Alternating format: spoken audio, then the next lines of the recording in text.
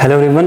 Today we will do class 8 chapter number 25 में mineral and power resources में। तो last video में हमने मिनरल्स हमने डिस्कस किए थे and also power resources.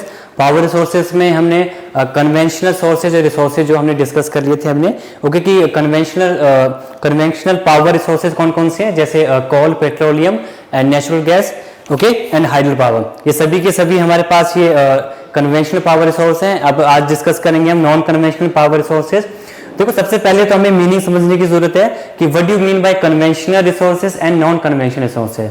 Okay, जैसे आप सभी को मालूम होगा कि renewable and non renewable resources होते हैं। ओके, एक होते हैं जिन्हें हम यूज कर सकते हैं बार बार, एक हम सिर्फ एक ही बार यूज कर सकते हैं हम उन्हें। ओके, तो जो हमारे पास कन्वेंशनल रिसोर्सेज होते हैं वो हमारे पास आते हैं नॉन रिन्यूएबल रिसोर्सेज। देखो जिसे हम एक बार हम यूज कर ले नेक्स्ट टाइम यूज ना कर सके तो हम उनसे काउंट कर सकते हैं हम कन्वेंशनल रिसोर्सेज में या सोर्सेज में। ओके, जिसमें कि आ रहे हैं जैसे coal, petroleum and natural gas. जब बात करेंगे हम नॉन कन्वेंशनल पावर रिसोर्सेज की तो उसमें हम इंक्लूड करेंगे लाइक सोलर एनर्जी या फिर wind energy, geothermal and tidal energy. Okay, ये वो एनर्जीज है जिसे कि बार बार हम यूज कर सकते हैं और ये एंड होने वाली नहीं है। ओके, तो आज हम स्टार्ट करते हैं with about non conventional power resources. तो मैंने आपको बता ही दिया कि नॉन कन्वेंशनल पावर रिसोर्सेज कौन कौन से होते हैं। ओके, तो आज की डेट में क्या है कि आज के वर्ल्ड के कंपैरिजन करें, वर्ल्ड के अकॉर्डिंग कंपैरिजन करें तो मैक्सिमम वर्ल्ड में जितने भी फॉसिल फ्यूल्स हैं सभी यूज होते हैं जिससे कि हम एनर्जी हम जनरेट करते हैं। ओके, और मैक्सिमम जो यूज करते हैं हम कोल, पेट्रोलियम एंड नेचुरल गैस, ये वैसे रिसोर्सेज हैं जो कि डिप्लीट होने वाले रिसोर्सेज हैं। ओके, और हम इतना उनको डिप्लीट करें, इतना यूज करें कि वो आने वाले टाइम में वो बिल्कुल एग्जॉस्ट हो जाएंगे। ओके, हमारे पास नहीं बचेंगे देखने के लिए। तो हमें ज्यादा जरूरत है कि हम नॉन कन्वेंशनल जो पावर सोर्सेज है उसकी तरफ ज्यादा फोकस करें और उन्हें ज्यादा से ज्यादा हम यूज करें हम उन्हें। ओके, क्योंकि जब हम फॉसिल फ्यूल्स को अगर कोल, पेट्रोलियम की बात करें, जब हम उनको यूज करते हैं उन फॉसिल फ्यूल्स में हम काफी वेस्टेज भी होती है उनकी। तो ऐसा नहीं है कि हम उनको पूरा ही यूज कर लेते हैं, उनकी वेस्टेज भी काफी होती है उनकी। Okay, so therefore non conventional methods of power generation have been developed which are eco friendly, साथ में ये eco friendly भी है, and utilization of these non conventional power sources is essential to save the environment and conserve of our natural resources. Okay, तो काफी important है इससे हमारे देखो एक तो एनवायरमेंट पॉल्यूट भी नहीं होगा, अपने एनवायरमेंट को हम सेव कर सकते हैं, और also known as a eco friendly non conventional power resources. अब देखते हैं कि नॉन कन्वेंशनल पावर रिसोर्सेज में कौन कौन से रिसोर्सेज हैं। तो सबसे पहले solar energy, wind power, nuclear energy, tidal energy, biogas and geothermal energy. Okay, तो डिटेल में डिस्कस करते हैं। सबसे पहले सोलर एनर्जी। तो सोलर एनर्जीज में आजकल काफी फेमस है क्योंकि आजकल मैक्सिमम इंडियन गवर्नमेंट का काफी है कि एक स्कीम लाई है उन्होंने, तो मैक्सिमम हर घर में आजकल स्ट्रीट लाइट देखने को मिल रही है जो कि सोलर एनर्जी पे जो बेस्ड है वो। ओके, तो आजकल हर विलेज में आपको बिल्कुल इजीली विजिबल हो जाएगी कि आपके घर में सोलर लाइट लगी है। ओके, तो वो सभी क्या है, वो सोलर एनर्जी का ही एक सोर्स है वो। ओके, कि हम उसे स्टोर करते हैं, उसके बाद फिर हम शाम को फिर लाइट आती है। ओके, ये तो बिल्कुल कॉमन सा है। देखो अब देखते हैं कि वो किस तरह से स्टोर करते हैं सोलर एनर्जी को। ओके, तो सबसे पहली बात ये है कि जो solar energy it's a free of cost. Okay, तो solar power is non exhaustible, it's only limitation is that it can be tapped on only when there is sunshine. Okay, तो इसमें यही है कि जहां पे अगर आपको सनशाइन दिख रहा है तो आप वहां से उस एनर्जी को आप टैप कर सकते हैं। और solar cells have been invented that can be convert energy of the sun into electricity. तो मैक्सिमम जो सोलर सेल्स हैं वही जो सन की एनर्जी है उसे स्टोर करते हैं और उसे बाद में उसे एनर्जी को कन्वर्ट करते हैं वो इनटू इलेक्ट्रिसिटी। ओके, तो so many solar cells are joined with solar panels में ज्वाइन होते हैं to generate power for heating and lighting purposes. In India, solar panels are being used for tapping solar energy, for traffic signal lights, solar cookers for cooking food, solar heaters for heating water, solar dryers for drying and for community lighting. Okay, तो solar energy को काफी different purpose के लिए use किया जा सकता है। Okay, जैसे कि सोलर ड्रायर है फॉर ड्राई करने के लिए, या फिर आप फूड को कुक कर रहे हैं। ओके, या फिर solar heaters for heating water. Okay, and also for lighting की जो हम स्ट्रीट लाइट, मैंने आपको पहले ही आपको एग्जांपल दिया मैंने आपको कि घरों में आपको आजकल विलेजेस में सोलर लाइट आपको इजीली विजिबल हो जाएगी आपको। ओके, तो उसके जो मैक्सिमम जो सोर्सेस हैं कि आप कहां से आप सोलर पावर प्लांट को आप जनरेट करते हैं, मैक्सिमम वहां से एनर्जी आप जनरेट कर सकते हैं। ओके, तो बात करते हैं comparison to in India, many solar power plants have been installed in Gujarat and Rajasthan. So solar plants have been installed in other states like Tamil Nadu, Odisha, Maharashtra and Andhra Pradesh. In the Thar Desert region of Rajasthan, an area of about 35,000 square kilometer has been demarcated for solar power park. Okay तो राजस्थान में 35,000 square kilometre जो area से demarcate किया गया वो, ताकि वहां पे सोलर पावर पार्क को वहां पे हम बना सकें. ओके वहां से हम सोलर एनर्जी हम जनरेट कर सकें. ओके अगर वर्ल्ड के कंपैरिजन में अगर डिस्कस करें तो काफी डेवलपिंग कंट्रीज हैं लाइक एशिया एंड अफ्रीका, उनमें काफी बेनिफिट ले रहे हैं वो, जो कि जो काफी डेवलप्ड कंट्रीज है वो पहले से उसे यूज कर रहे हैं और आज की डेट में भी कर रहे हैं और पहले भी उन्होंने यूज करना स्टार्ट कर दिया उन्होंने. ओके सोलर एनर्जी को इसमें छोटा सा एक पर्पस देख लेते हैं कि किस तरह से करते हैं. ओके तो सबसे पहले है कि source of electricity during day, कि दिन में सनशाइन कर रहा है, यहाँ पे सोलर पैनल स्टोर किए गए हैं, तो यहाँ से ये एनर्जी को स्टोर करेंगे. तो यहाँ पे मशीन लगी है, एक जनरेटर है एक, जो कि इस एनर्जी को कन्वर्ट करेगा किसमें, इलेक्ट्रिसिटी में. ओके और ड्यूरिंग नाइट में ये सोर्स ऑफ इलेक्ट्रिसिटी. ओके वही एग्जाम्पल जो मैंने आपको बताया सोलर लाइट का. ओके अब बात करेंगे विंड पावर की. So wind power is also non conventional power source. Okay so wind is the inexhaustible source of energy. Strong wind makes wind mills rotate. Okay तो जब विंड्स मूव करती है, block करती है, तो जो विंड मिल्स होते हैं, ओके तो काफी बड़े बड़े उसमें फैन टाइप उसमें बेस लगा होता है उसमें, ताकि जब विंड से वो रोटेट करते हैं और वहां से इलेक्ट्रिसिटी प्रोड्यूस करते हैं, एनर्जी को हम जनरेट करते हैं.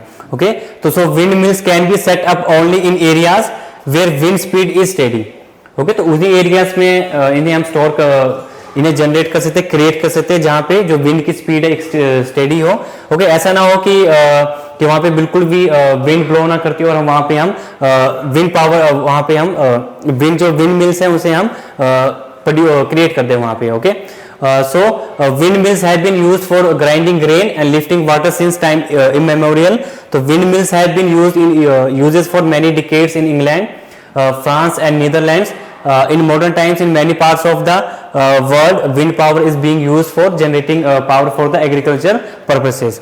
ओके तो आज की डेट में एग्रीकल्चर पर्पस के लिए भी विंड मिल्स का यूज किया जा रहा है. तो so high speed wind rotate the wind mills which is connected to a generator to produce electricity. Okay तो as it like स्ट्रक्चर वैसे ही है. ओके कि विंड मिल्स जो मिल्स हैं वो रोटेट करेंगी और वो एनर्जी को स्टोर करके वहां से इलेक्ट्रिसिटी प्रोड्यूस करेंगे. ओके विंड की स्पीड जो है इसमें स्टेडी होनी चाहिए. ओके अब इस इमेज से आप स्टडी कर सकते हैं कि विंड मिल किससे है. ओके यहाँ से विंड ब्लो कर रही है और यहाँ पे जो विंड मिल्स लगे हैं ये मूव करेंगे. ओके यहाँ से एनर्जी स्टोर होकर इलेक्ट्रिसिटी प्रोड्यूस होगी यहाँ पे. ओके अब इन कंपैरिजन अगर इंडिया की बात करें, so India ranks 5th in the world with more than 16,000 megawatt production capacity. ये सभी ये विंड मिल से ही जनरेट कर रहे हैं. तो इसमें जो स्टेट्स हैं जो काफी वर्क किया इन्होंने और काफी यहाँ से एनर्जी वो प्रोड्यूस कर रहे हैं, like Tamil Nadu state, Gujarat, Maharashtra, Karnataka, Rajasthan, Madhya Pradesh, Andhra Pradesh, Kerala, Odisha and west Bengal. Okay अगर वर्ल्ड के कंपैरिजन में अगर बात करें तो like countries Netherland, Germany, Denmark, UK, USA and Spain have been evolved as a major wind energy producing countries. Okay next is nuclear energy.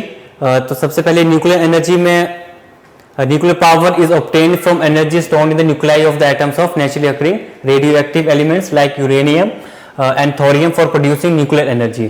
तो nuclear energy जब हम प्रोड्यूस करते हैं तो उसके लिए मैक्सिमम जो मिनरल्स हैं, ओके जिसको हम एलिमेंट्स भी कहते हैं, लाइक यूरेनियम एंड थोरियम से हम न्यूक्लियर एनर्जी प्रोड्यूस करते हैं हम. ओके यहाँ पे क्या करते हैं, देखो जो हमारे पास यूरेनियम एंड थोरियम होता है वहां पे जो एटम्स होते हैं, एटम्स को जब हम ब्रेक करेंगे या ज्वाइन करेंगे तो वहां से वो एनर्जी रिलीज होती है. ओके तो उन दोनों को ही हम फ्यूजन एंड फिजन कहते हैं. ओके एक में जो हम एटम्स को हम ब्रेक करते हैं और एक एटम्स में हम एक एटम्स में एक ज्वाइन होते हैं. ओके सो तो न्यूक्लियर एनर्जी में टू प्रोसेस है, एक fission and fusion. Okay so तो fission is the process of splitting of atoms to obtain nuclear energy. Okay तो जो फिजन प्रोसेस है वहां पे जो प्रोसेस है, जो एटम्स है उसे स्प्लिट करते हैं, उसे वहां से एनर्जी, न्यूक्लियर एनर्जी जनरेट करते हैं.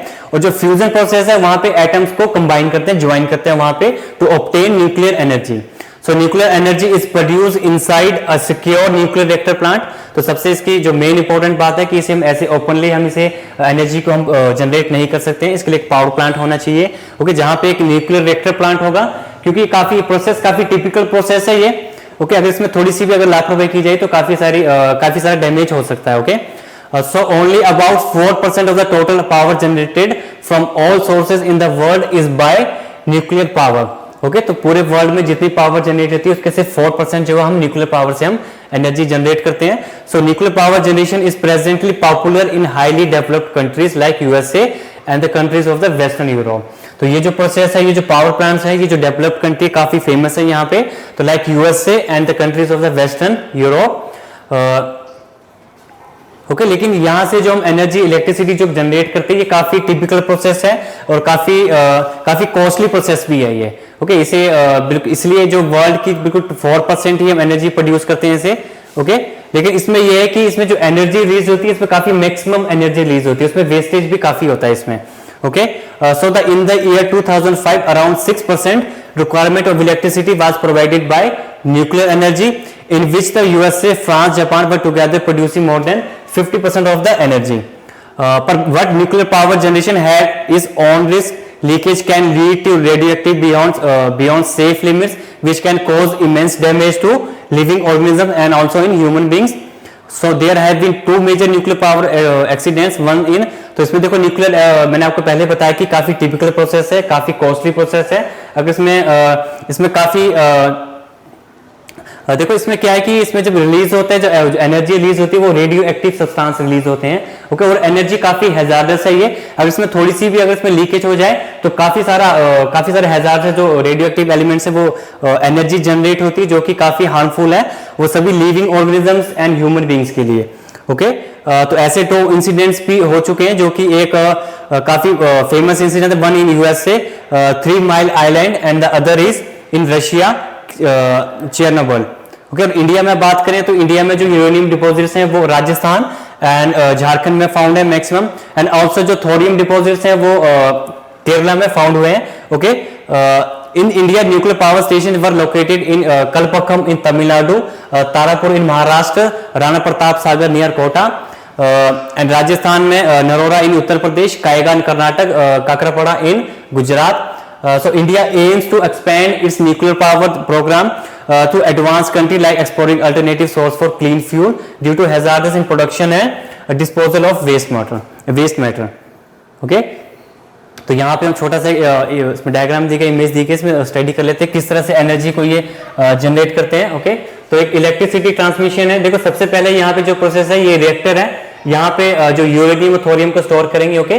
तो यहीं से जब एनर्जी यहाँ से आइटम्स को जब हम फ्यूजन या फ्यूजन से जब इसको ब्रेक करेंगे एटम को या कंबाइन करेंगे तो एनर्जी रिलीज होगी, टरबाइन यहाँ से मूव करेंगे, जनरेटर से हम इलेक्ट्रिसिटी ट्रांसमिशन, इलेक्ट्रिसिटी में उसे एनर्जी को हम उसे क्रिएट करेंगे, okay. So next is tidal energy.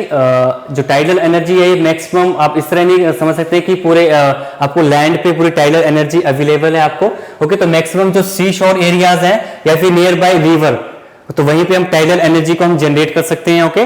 और ये भी जो प्रोसेस है काफी इको फ्रेंडली प्रोसेस है ये, और काफी कह सकते हैं कि इसे काफी कॉस्टली प्रोसेस भी है ये, okay. So energy generated from ocean tide is called tidal energy. तो सबसे पहले समझने की बात यह है कि टाइडल एनर्जी क्यों उसको नाम दिया गया है, क्योंकि जो ओशंस में जो टाइड्स जनरेट होती हैं, जो टाइड्स चलती हैं, ओके, उसकी वजह से एनर्जी, उससे हम एनर्जी हम जनरेट करते हैं, इसलिए हम इसे टाइडल एनर्जी कहते हैं, ओके। तो in coastal areas high tides are used to generate power, so tidal energy can be harnessed by building dams in the narrow estuaries, okay. तो वहां पे डैम बिल्ड करते हैं एस्चुरीज के नियर बाय, और वहां से टाइड्स आती है तो वहां से एनर्जी को हम जनरेट करते हैं, ओके। टाइड्स आपको पता ही है कि एक हाई टाइड होती है, नीप टाइड होती है, ओके। वो नेक्स्ट वीडियो में हम डिस्कस करेंगे हम, ओके। सो अब वर्ल्ड के अगर कंपैरिजन करें कि कौन कौन सी कंट्री जो टाइडल एनर्जी को मैक्सिमम यूज कर रहे हैं, वहां से एनर्जी जनरेट कर रहे हैं, so Russia and the France have developed many tidal farms, Canada, China, North Korea have also installed smaller tidal plants. अगर इंडिया को कंपेयर करें तो India have a long coast line, can benefit from this free gift of nature. India has a large tidal plants in the gulf of Kutch, okay. तो India में जो gulf of Kutch में काफी famous tidal energy का plant है जहां से energy को हम जनरेट करते हैं, okay. Next is biogas. Okay, इसका भी एक इमेज हम डिस्कस कर लेते हैं अबाउट टाइडल एनर्जी। ओके, तो यहाँ पे टर्बाइंस लगे हैं, जब टाइड्स आते हैं, ओके, तो वहां से कि वाटर का जो लेवल है वो राइज एंड फॉल होता है, वो फिर टर्बाइंस पे गिरेगा वो वाटर, वो उससे फिर एनर्जी जनरेट होके वो इलेक्ट्रिसिटी में उसे प्रोड्यूस करेंगे उसे। Okay, so next is biogas. तो बायोगैस जो प्रोडक्ट है हमारे पास रिसोर्स, ओके, ये मैक्सिमम जनरेट होता है, क्रिएट होता है, ये जो डेड प्लांट्स या डेड एनिमल्स होते हैं।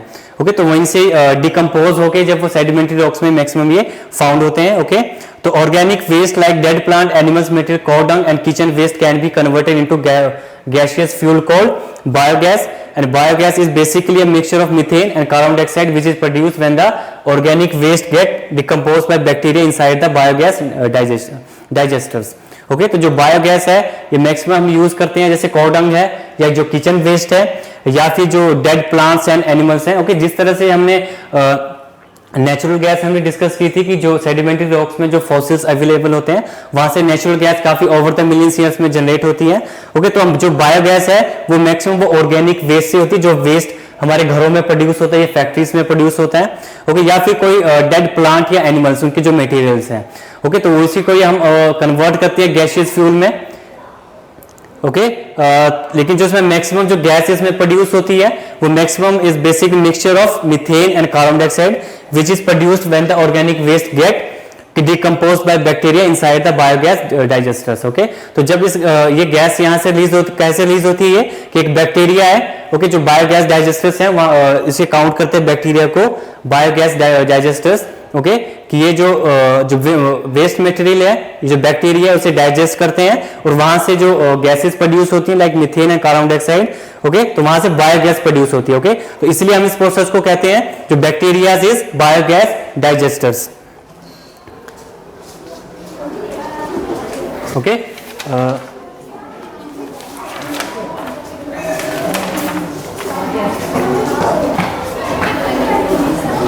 okay, so next is geothermal energy. So geothermal energy is heat energy obtained from the earth is called geothermal energy. Okay, तो जो अर्थ के इनसाइड्स पे जो काफी हॉट गैसेस प्रेजेंट होती है, हॉट वाटर है या फिर काफी जो लाइक लावा, अगर हम उसे यूज करें हम तो वहां से हम जियोथर्मल एनर्जी हम प्रोड्यूस कर सकते हैं हम उसे। ओके, ये कहाँ पे प्रेजेंट है? ये इनसाइड द अर्थ। ये okay, the interior of the earth is very hot. Evidences of this heat in the interior of the earth can be easily understood in relation to the molten magma that flows out to the surface of the earth in the form of lava. Okay, तो जो हमारे पास लावा है earth surface inside में जो present है उससे हम इस जियोथर्मल एनर्जी को हम इसे जनरेट करते हैं। ओके, और या फिर जो लाइक जो हम हॉट गीजर्स कह सकते हैं जो कि नेचुरली अकरिंग है। ओके, हिमाचल प्रदेश में काफी मिलते जाए लाइक तत्तापानी या फिर मणिकरण में, तो वहां से भी हम जियोथर्मल एनर्जी हम जनरेट हम कर सकते हैं। Okay, so India geothermal plants are located in Manikaran in Himachal Pradesh and Puga valley in Ladakh. The geological survey of India has spotted more than 300 potential sites from where geothermal energy can be generated. Okay, तो आपने सिर्फ इतना याद रखना है कि geothermal energy means कि अर्थ से हमें एनर्जी हमें रिसीव हो रही है हमें। ओके, जिसे हम जियोथर्मल एनर्जी कहते हैं हम। ओके, तो वैसे ही काफी इंडिया की हमने बात कर ली कि लाइक मणिकरण हिमाचल प्रदेश और पुगा वैली लद्दाख में हमें जियोथर्मल एनर्जी ओके क्रिएट होती है या मिलती है हमें, यहाँ से हम थर्मल एनर्जी जनरेट कर सकते हैं हम।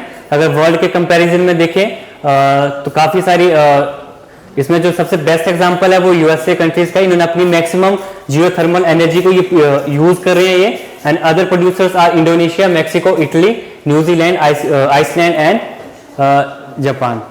ओके, तो वैसे ही जितने भी रिसोर्सेज हमने डिस्कस किए तो इन सभी रिसोर्सेज को देखो हमने कंजर्व करना है, जरूरी समझा कि हमें कंजर्व करने की जरूरत है क्योंकि टेक्नोलॉजी के अकॉर्डिंग हम इन्हें काफी यूज कर रहे हैं हमें।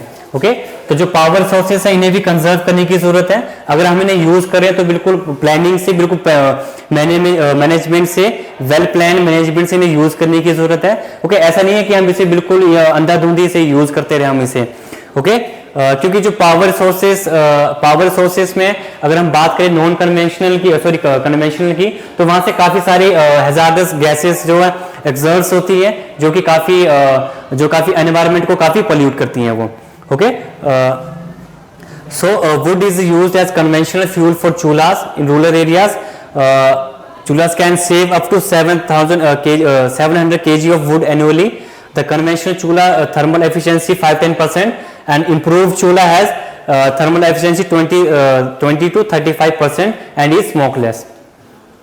Okay, and the coal and oil are not going to last forever. They be used with consideration for the future. Means वही बात है कि हमें जो यूज करना है ताकि बिल्कुल प्लानिंग से, बिल्कुल प्लान मैनेजमेंट से यूज करना है, ताकि जो आने वाली फ्यूचर जनरेशन हैं उनके लिए भी हम उन्हें यूज कर सकें. देखो हम कंजर्व कैसे कर सकते हैं पावर रिसोर्सेज को, या तो उनको प्लानिंग से अकॉर्डिंग उनके यूज करें, हम उसकी मैनेजमेंट करें, जो पीपल्स हैं उन्हें अवेयर करें. ओके कि ये जो रिसोर्सेज हैं ये डिप्लीट होने वाले रिसोर्सेज हैं ये. ओके